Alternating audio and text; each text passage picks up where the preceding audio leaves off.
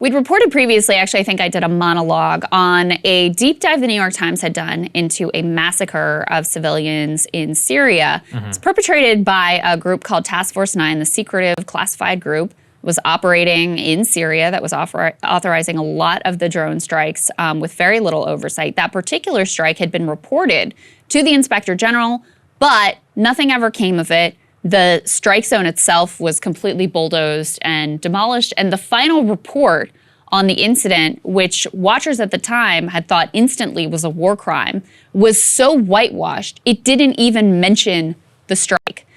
So now the New York Times, and let's put this tear sheet up on the screen, has gone even further and found that that was far from a one-off isolated incident.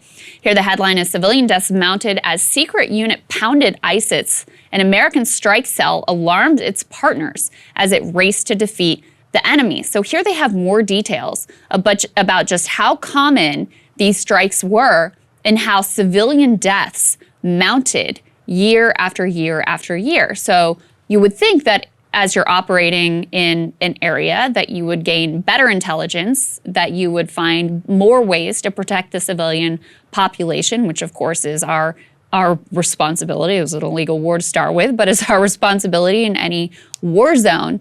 Instead, what they found is that every year the strike cell operated, I'm reading from the piece, the civilian casualty rate in Syria increased significantly. That's according to a former Pentagon and State Department advisor who was one of the authors of a 2018 Defense Department report on civilian harm.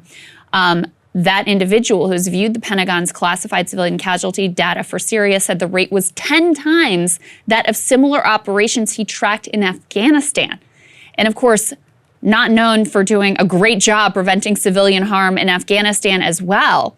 But Syria, in large part because of the secret cell, Talon Anvil, which was part of this Task Force 9, because of the way that they went about doing business on a daily basis. What they found is that over the years, because there were more restrictions on actually offensive strikes, what they would do is they would justify anything they wanted to do as a defensive strike. Quote, "There were far fewer restrictions for defensive strikes that were meant to protect Allied forces under imminent threat of harm. So Talon Anvil began claiming that nearly every strike was in self-defense, which enabled them to move quickly with little second-guessing or oversight, even if their targets were miles from any fighting," two former task force members said.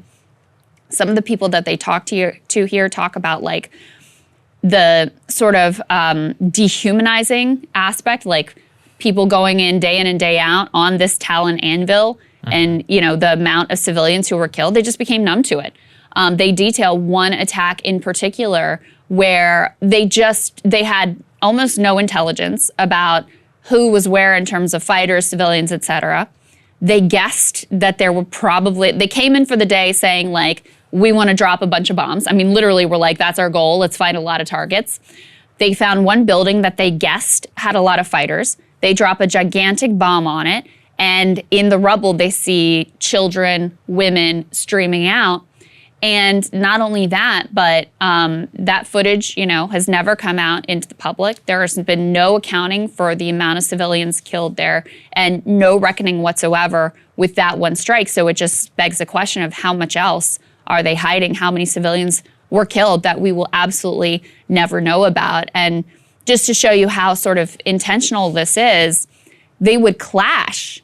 The members of this Talon Anvil team would clash with Air Force intelligence teams and try to pressure them to justify a strike even when there was no evidence that it would in fact be defensive, saying, you know, trying to pressure them into seeing a weapon that wasn't really there or seeing some sort of indication in the footage that could give them a fig leaf of justification for this defensive strike. And then the other thing is all of this drone strike footage, I mean, all of it is recorded, but one person who looked at a lot of this footage, every time after the strike, they would pull away the camera so that you couldn't see the fallout of who ultimately, whether it was women or children or non-combatants, who ultimately was impacted.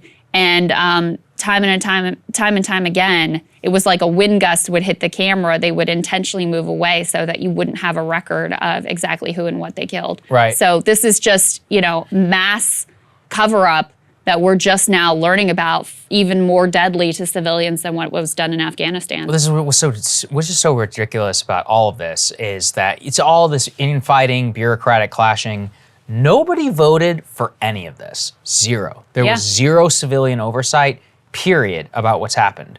They are allowed to operate in secret because we allow them to. I mean, look, they were operating in Syria, which is a sovereign nation. Last time I checked, you're supposed to have to authorize that through the US Congress, but they're operating and justifying it under the 2001 authorization of use of military force. And everyone in Congress is like, yeah, whatever. The reason that you read this stuff is because people leak against each other. Some of it might come out in an Inspector General's report. It's supposed to come out in hearings before Congress. They're supposed to have actual oversight. I mean, the lack of public interest and really just the inertia through which they've allowed to develop all of these different processes where they can do whatever the hell they want, justified after the fact, and more has made it, is the war actually being fought well, period? Is it working? That's a real question. B, democracy has no input on it, and it's just empowered the green machine in terms of being able to do whatever the hell they want. They can have splinterway, circuits and more, and I just, that's how I look at it. It's like when I read this stuff, I'm like, who are you to be making these massive decisions and justifying? There's no civilian oversight whatsoever. It's very possible the Trump administration didn't even know about what was happening. They were just like, yeah, go do it. The Obama administration before them, the Biden administration currently, unless you actively try to stop the machine when it's rolling on, then you're gonna find out real quick about some of the stuff that's actually happening. And most people just wanna look the other way because they don't wanna get involved. And a lot of people pay the price. The real question is, did it even work? I mean, did it work all that well? That's the question, right? I mean, is ISIS gone? Yeah. I mean, who had what to do with it? They're gone for now. Will it actually have any impact in the future? Could there have been a different strategy that were pursued? No, you're not going to hear any of that get debated in the public square. It just gets relegated to the back. It's also not like the media cares until after the fact. Yeah. Right? So I want to give Biden credit for one thing, which is that drone strikes have dropped precipitously. That's right. They've under gone the Biden administration. Of course, they were very high under Obama. They escalated even further under Trump. And he has scaled them back dramatically, although those numbers don't include a picture of what's going on in Afghanistan, which is a whole other story.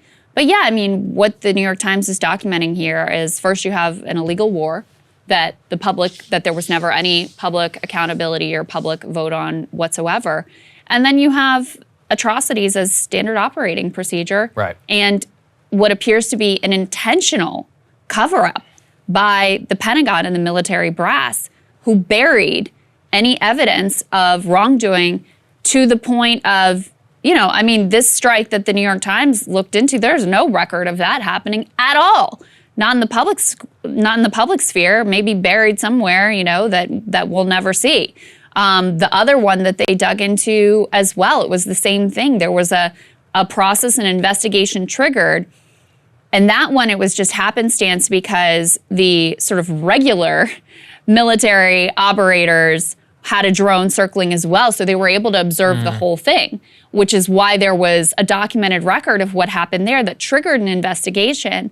And that one was also completely covered up, though, by the end. So even when there was documented footage and an investigation launched and people who were watching it thought right away this is a war crime, ultimately the area is bulldozed so you can never see what happens, and the end report doesn't even mention the strike.